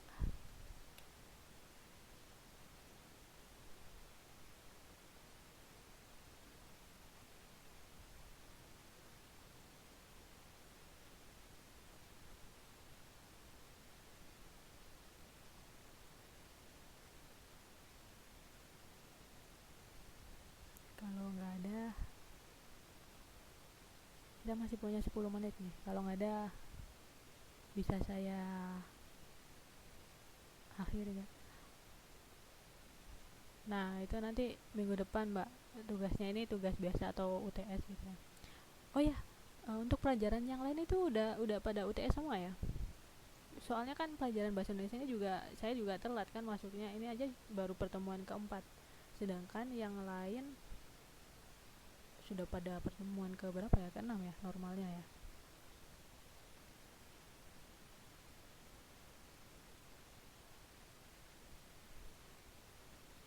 Oh udah UTS matematika ya.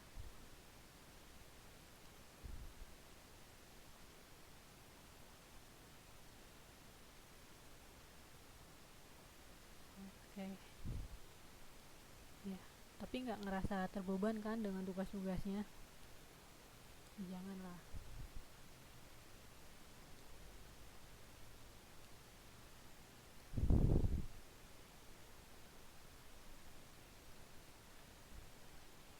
Ya alhamdulillah nggak.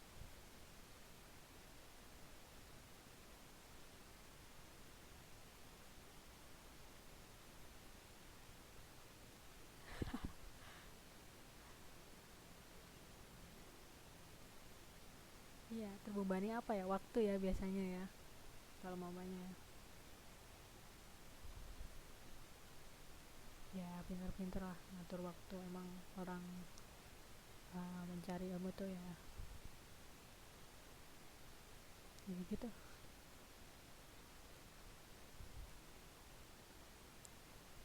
Nah itu Mbak Riri, dari tadi saya tanya siapa yang pakai akun bahasa Indonesia ini, saya nggak tahu, nggak dijawab-jawab nih.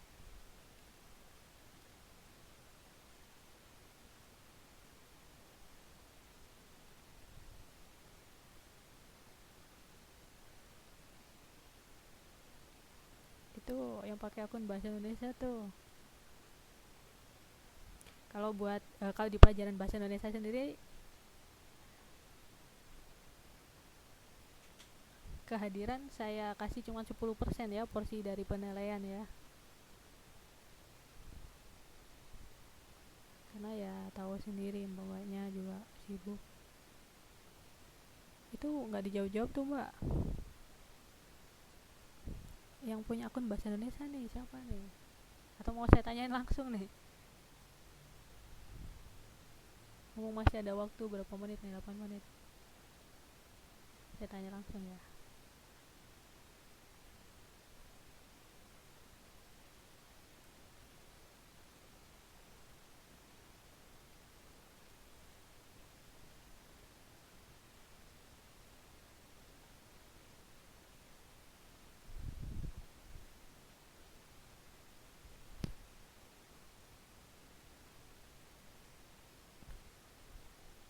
Iya, yang KCP 10B ini Mas Vicky tadi.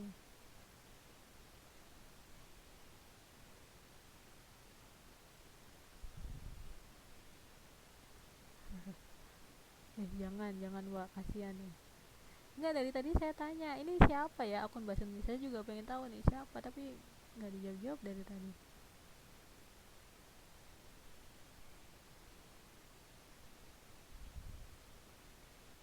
Oh ya, sebenarnya satu kelas ini ada berapa orang ya, Mbak?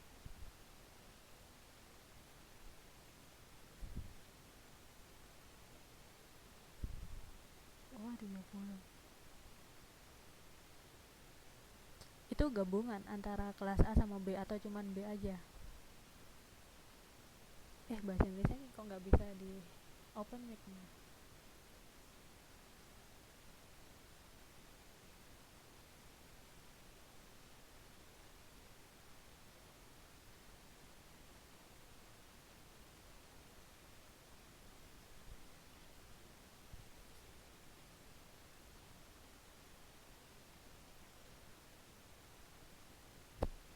Kenapa nih nggak bisa nih? Iya Mbak Didit, ini saya coba open mic-nya tapi nggak bisa-bisa dari tadi. Kenapa nih ya?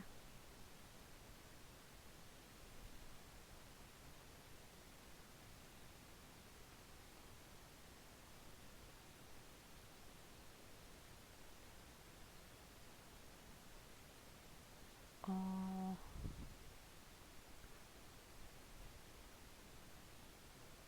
halo, bahasa Indonesia.